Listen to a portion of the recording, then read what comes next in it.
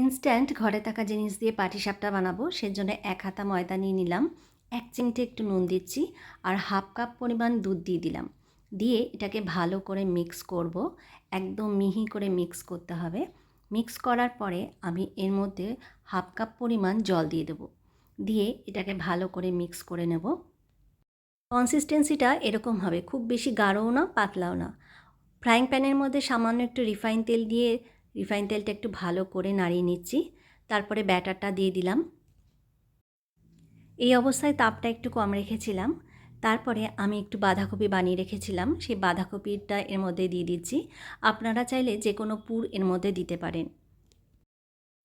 অনেকে সবজি দিয়ে এরকম পাটিসাপটা খেতে পছন্দ করে, তাই আপনাদের সাথে শেয়ার করলাম।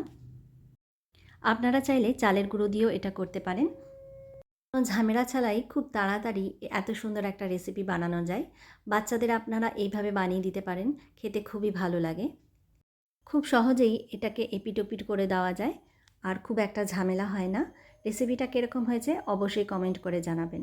আবারও একটু নতুন রেসিপি নিয়ে আপনাদের সামনে হাজির হয়ে যাব। আজকের মতো এখানেই বিদায় নিচ্ছি। সবাই ভালো থাকবেন। Tata, bye bye and take care.